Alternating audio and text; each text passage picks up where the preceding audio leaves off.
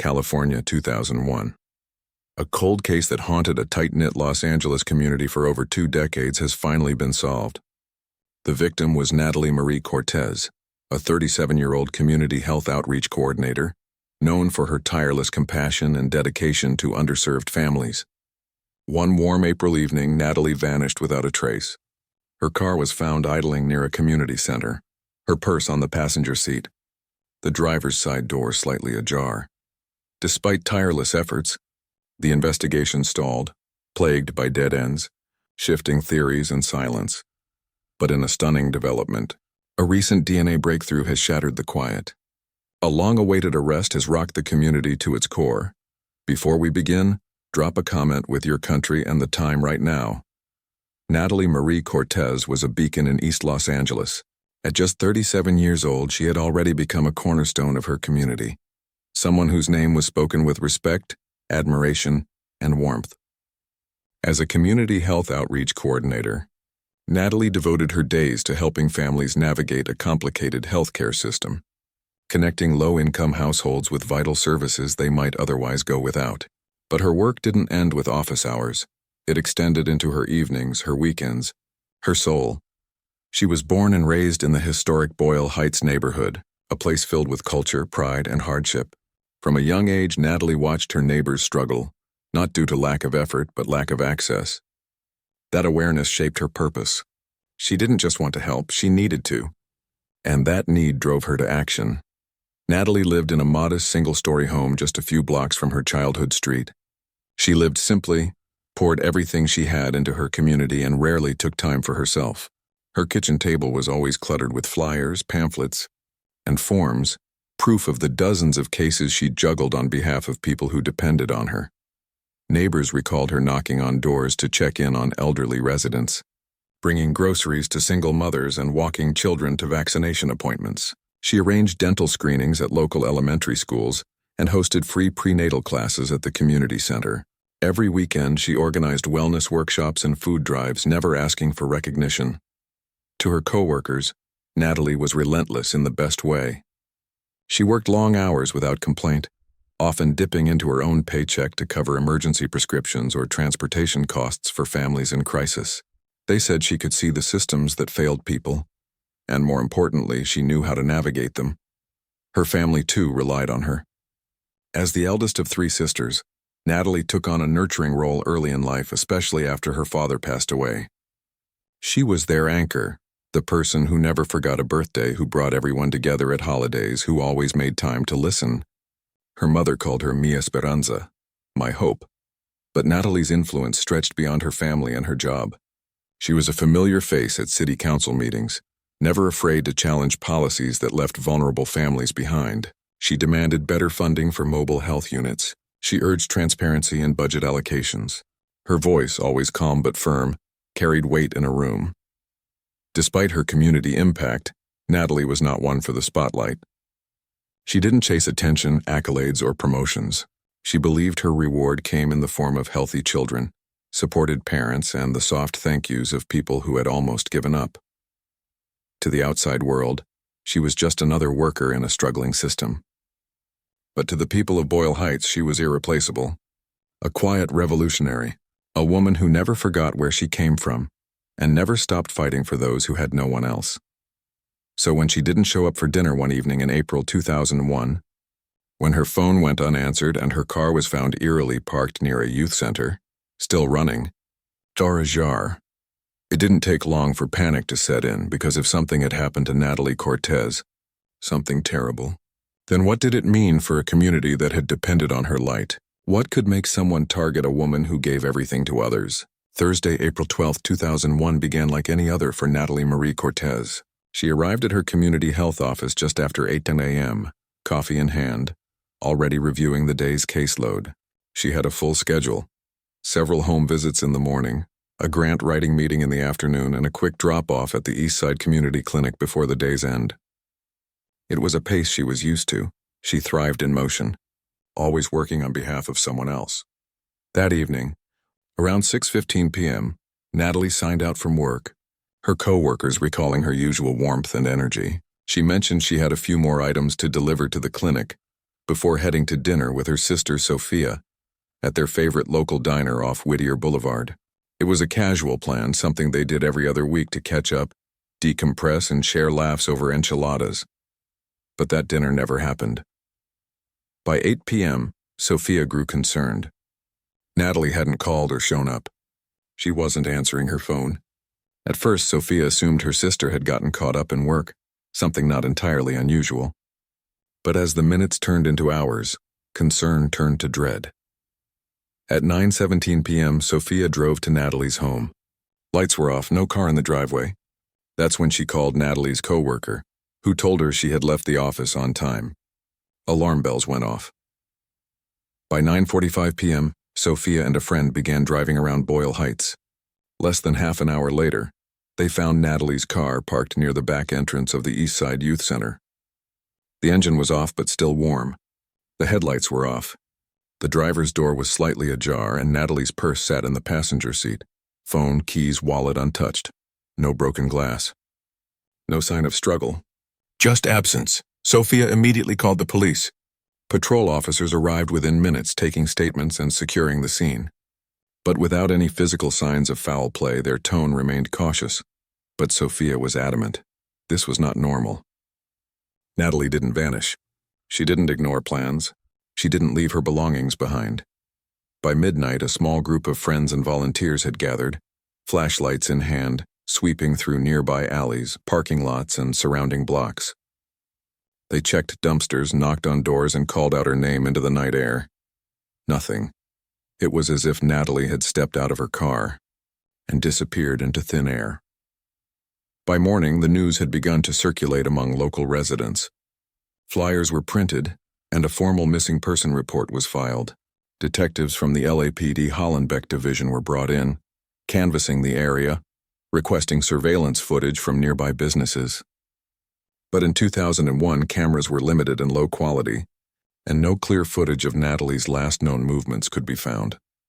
Later that day, her co-workers gathered at the clinic, stunned and silent. Her desk sat untouched, her calendar filled with appointments for the next week. No one could believe it. Natalie, dependable, thoughtful, ever-present, was simply gone. As days passed, panic gave way to fear. Boyle Heights was no stranger to crime, but this was different. This wasn't a random act of violence. This felt personal, intentional, and chillingly silent. There were no phone calls, no ransom notes, no digital trail.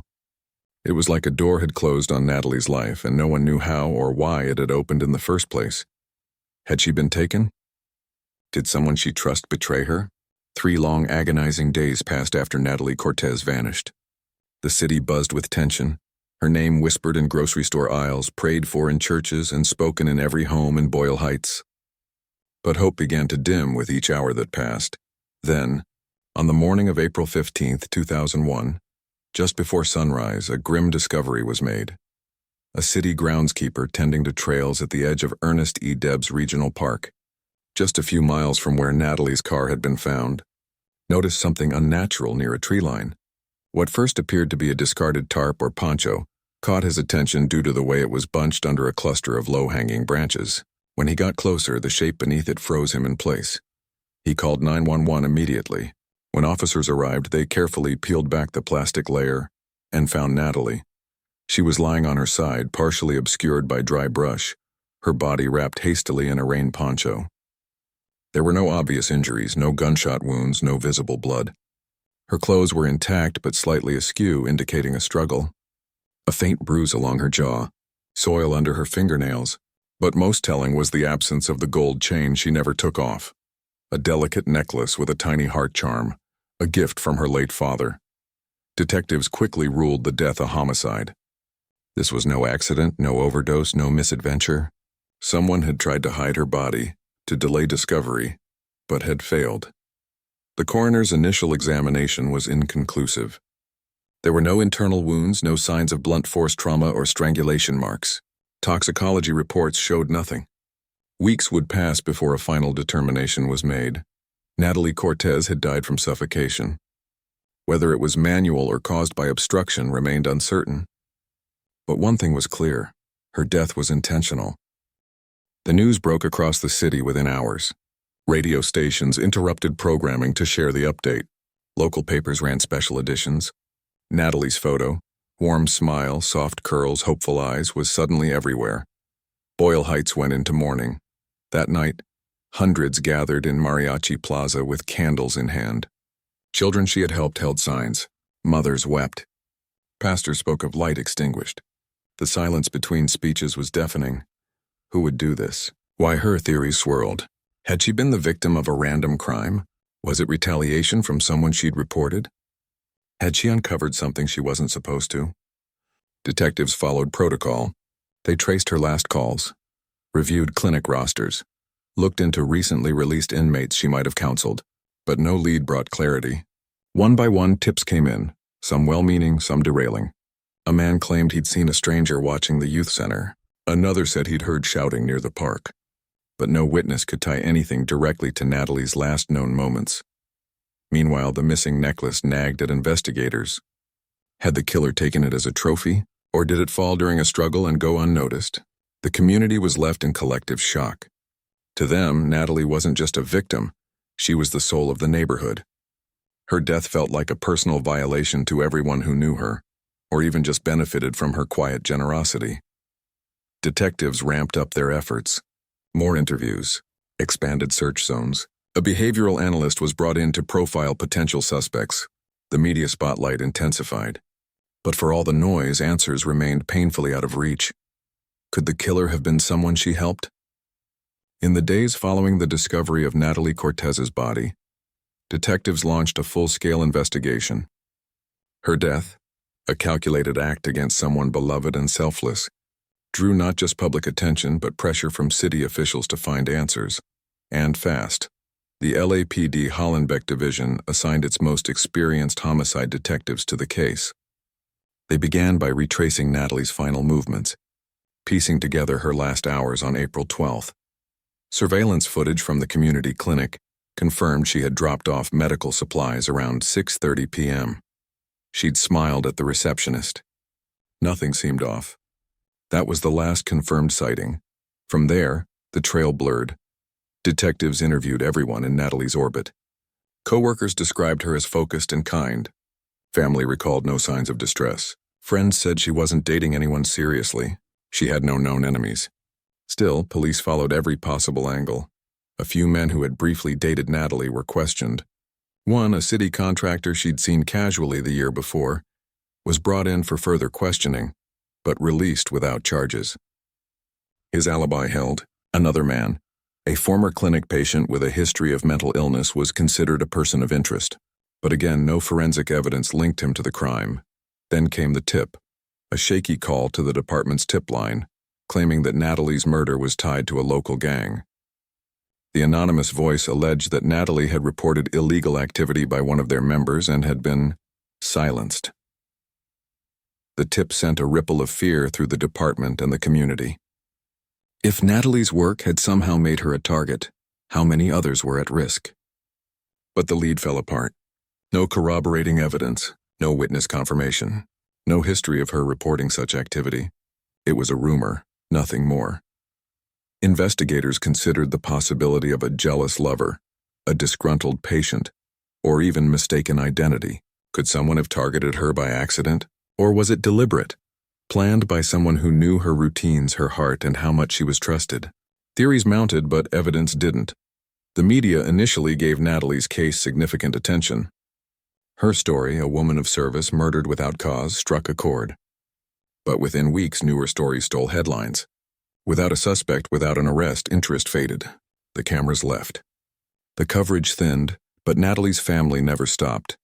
Her sister Sophia launched a grassroots awareness campaign. She printed thousands of flyers with Natalie's photo and a plea for information. She stood at community forums and demanded accountability from law enforcement. She even appeared on local television reminding viewers that her sister mattered, that her case was still unsolved. "We won't forget her," Sophia said, voice trembling on air. "And we won't let you forget either." Despite their passion, the leads dried up. The trail, once buzzing with energy and urgency, slowed. Detectives were reassigned. The file, still open, sat heavier on shelves with each passing week. The community, too, felt the weight of the silence. Whispers of fear circulated. Was Natalie's killer still among them? Was it someone who attended her vigils? Walked the same streets? Some residents stopped talking altogether, afraid to get involved. The grief had become a shadow. By the end of that summer, no new evidence had emerged. The promise of justice began to slip into the background, drowned out by newer cases, louder stories, and colder bureaucracy. Natalie Cortez, once the community's brightest light, had become a name etched in memory but missing from justice. What happens when the trail goes cold? And no one's talking? By the spring of 2003, 2 years after Natalie Cortez's murder, the case had lost its urgency. Though officially open, detectives had moved on to newer crimes, fresher evidence, louder headlines. Natalie's file sat in the corner of a locked evidence room, its tabs worn, its photos yellowing at the edges. Somewhere along the way, it was quietly labeled for what it had become, a cold case. But for Natalie's family, the word cold never fit. Their grief burned too hot, their questions too raw. The ache of not knowing who took her, of not understanding why, turned into a mission of endurance. Sofia Cortez, Natalie's younger sister by 5 years, became the heart and voice of the family's fight for justice. With their parents aging and health declining, Sofia took the reins, organizing vigils, walking the same streets where her sister had last been seen, pleading with detectives for updates that never came. In 2004, after another year of silence, the family used their savings to hire a private investigator. He re-examined Natalie's case files, re-interviewed witnesses, and explored overlooked angles. But without access to forensic evidence, the leads amounted to speculation, rumors, innuendo, and guesses that led nowhere. The file remained as it had always been, frustratingly thin. Sofia refused to give up. Every April, she organized a candlelight walk through Boyle Heights. Dozens of community members joined, old co-workers, families Natalie had once helped, local students who never met her but knew her story. They carried candles and signs. They chanted her name. Justice for Natalie became a familiar cry, though it echoed with less media attention each year. By 2007, both of Natalie's parents had passed away, her mother from complications of diabetes, her father from heart failure. They died with their daughter's case still unsolved. At her mother's funeral, Sofia stood before the mourners and vowed she would never stop fighting. "My mother carried hope to her last breath," she said. "Now I carry it for her." Despite her resolve, the years wore down the community. The case that once brought people together slowly faded from daily memory. New tragedies arose. Streets changed. People moved away, and though a few families still placed flowers by the mural painted in Natalie's honor near the clinic, the crowds grew thinner. Even the system seemed to forget. Budget cuts stripped the LAPD's cold case unit to its core. DNA testing remained expensive, and older cases with limited evidence fell down the priority list. Natalie's file sat untouched for over a decade, collecting dust under a label stamped in red, unsolved. But not a year passed without Sofia sending a letter to city officials, reminding them of her sister. She built a small website dedicated to Natalie's case, featuring photos, case timelines, and a tip line. She kept her sister's face online, refusing to let time erase what justice had never resolved. In interviews, Sofia often said the same thing. "Someone knows. Someone remembers. And we're not going away." She was right, because time does not bury truth, it only buries noise. And somewhere in the silence, in a sealed lab vault or forgotten evidence bag, an answer was waiting. Something small overlooked, a piece of the past preserved just enough to whisper what no one else had dared to say. Natalie Cortez's case wasn't just a memory. It was a question that refused to be forgotten. But time wouldn't bury the truth, not forever. 2 decades after, Natalie Cortez's life was stolen.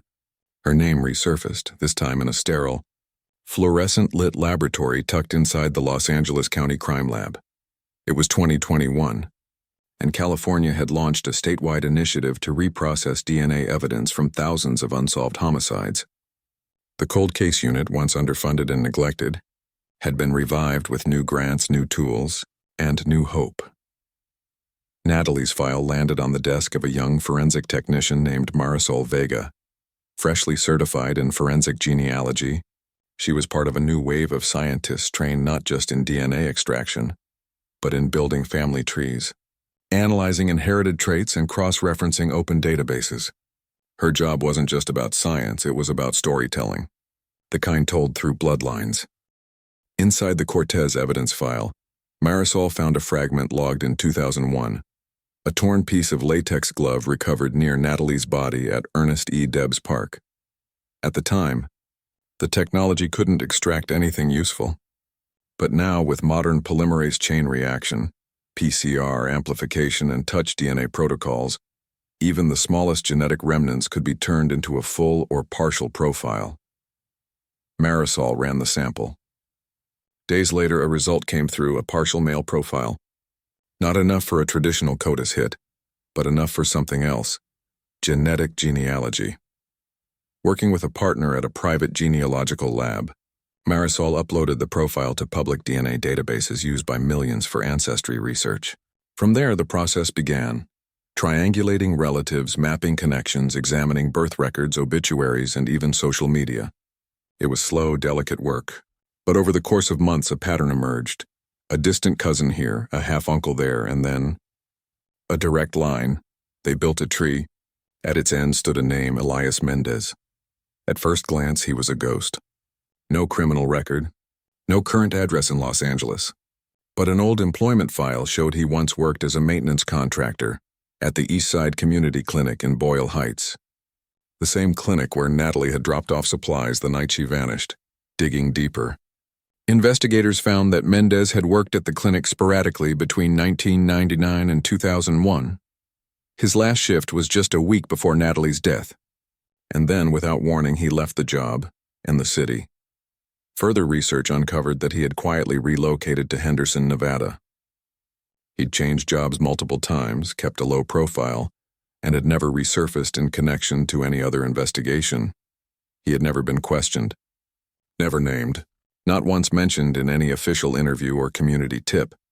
Yet the DNA said otherwise. Still, the profile alone wasn't enough for an arrest. Investigators needed confirmation, something direct. Working with Nevada authorities, they launched a covert operation. Surveillance teams observed Mendez for weeks, eventually recovering a discarded coffee cup from a gas station trash can. The lab rushed the sample. It was a match. 20 years of silence, broken by a sliver of latex and the quiet revolution of forensic science. The case file was reopened. Photos were pulled from boxes. Interviews were reread with new context. And quietly, preparations for an arrest warrant began. Detectives who had worked the original case were stunned. Elias Mendez had slipped through every crack. But the DNA didn't forget, and neither did justice. Could this name finally be the break they waited 20 years for? It happened quietly. No headlines. No cameras. Just a pre-dawn knock on the door of a modest two-bedroom home in Henderson, Nevada. The man who answered was groggy, dressed in a faded t-shirt, graying at the temples and surrounded by the ordinary clutter of suburban life. His name was Elias Mendez. 52 years old, divorced, no criminal record. A maintenance technician by trade. But the warrant in the lead detective's hand said otherwise. On February 3, 2024, after months of covert investigation, authorities executed the arrest. Elias was taken into custody without incident, placed in handcuffs as agents quietly secured the home. He asked no questions, offered no resistance. When informed he was being arrested for the 2001 murder of Natalie Cortez, his reaction was chillingly void of emotion. Just silence. Transported back to Los Angeles under tight security. Elias was booked and formally charged with first-degree murder. The DNA match was airtight. The glove fragment found near Natalie's body had tied him to the scene. Surveillance evidence, witness timelines, and his abrupt relocation from California following her death painted a picture that was hard to ignore. Word spread fast. Within hours, former co-workers began texting, calling, and scrambling to understand what had just happened. Elias? Some said in disbelief. The quiet guy with the mop and toolbox? He had worked behind the scenes, fixing sinks, changing filters, replacing light bulbs at the same clinic where Natalie spent her evenings helping families. He wasn't part of her close circle, but he had been there. Unnoticed background. But now he was front and center. In Boyle Heights, shock settled over the community like a fog. People who remembered Natalie's murder thought they'd never hear an update. let alone an arrest. Some wept with relief. Others stared in horror at the realization that Natalie's killer had walked among them, unseen for more than 2 decades. He was just there, said one former clinic nurse. Always quiet, always polite. Never thought twice about him. But hindsight has a cruel edge. Some remembered a few odd things, how Elias stopped showing up suddenly, how he left without saying goodbye, how his employment file had never been followed up during the original investigation. Local news outlets flooded the airwaves. Cold case solved after 23 years, the headlines read. Natalie's face reappeared on screens, accompanied now by a mugshot that chilled many who once passed him in hallways. Sofia Cortez, Natalie's sister, held a press conference outside the LAPD headquarters. Her voice was steady, but her eyes were heavy. We have waited 23 years for this moment. For a name, for accountability, for justice. And today we finally have that. She thanked the detectives who never gave up, the scientists who pushed technology forward, and her community for keeping Natalie's memory alive. But beneath the relief, a new question emerged. A question that burned through the news cycles, the forums and the hearts of those who knew Natalie best. Why? Why did Elias Mendez kill Natalie Cortez? There was no documented argument, no romantic connection, no known history of conflict. Was it impulsive? Was it planned? Did Natalie uncover something she wasn't supposed to? Or was it something far more sinister? An act of power, control, or darkness masked behind a quiet man's routine? Authorities had theories. But Mendez wasn't talking. And for Natalie's family, justice was finally beginning. But closure was still a distant hope. But why did he do it? And could justice truly be served? The People vs. Elias Mendez opened in a packed Los Angeles County courtroom on November 6, 2024, nearly 23 years to the day since Natalie Cortez was laid to rest. Rows of reporters, former co-workers, and grieving neighbors filled the benches. At the center of it all sat Sofia Cortez, clutching a worn photograph of her sister. The prosecution began with powerfully simple words. DNA doesn't lie. Lead prosecutor Denise Ramos, a veteran of cold case litigation, laid out the case against Elias Mendez. She started with the science, how touch DNA had evolved since 2001, how the latex glove recovered near Natalie's body now held the key to her final moments. The genetic match was not partial. It was definitive. A 1 in 5.7 billion match. Ramos walked the jury through the timeline. Mendez had worked maintenance at the East Side Clinic, had access to back entrances, and had no alibi for the night Natalie disappeared. He vanished from the community weeks after her murder, leaving no forwarding address and abandoning his job without explanation. Then came the emotional weight. Witness after witness described Natalie's character, her dedication, her routines. A picture formed of a woman who was thoughtful, dependable, and kind, whose murder made no sense. When Sofia Cortez took the stand, the courtroom held its breath. Her voice wavered as she spoke of birthdays missed, holidays spent in grief, and 2 parents who died waiting for justice. My sister helped people, she said, tears slipping down her face. She helped everyone, even people who didn't deserve it. Then came the defense. Mendez's attorneys, seasoned and stoic, pushed back hard. They argued that the DNA sample was too small, that the glove could have been planted or transferred years before. They questioned the chain of custody, pointing out gaps in evidence handling from the original investigation. They said Mendez had no motive, no prior offenses, no history of violence, no connection to Natalie beyond workplace proximity. But then the prosecution called an unexpected witness. Manuel Herrera, a retired janitor from the youth center near where Natalie's car had been found. Now in his late 70s, Manuel had never been questioned in the original case, but when news of the arrest surfaced, something clicked. I remember seeing him, Manuel testified, pointing to Mendez across the courtroom.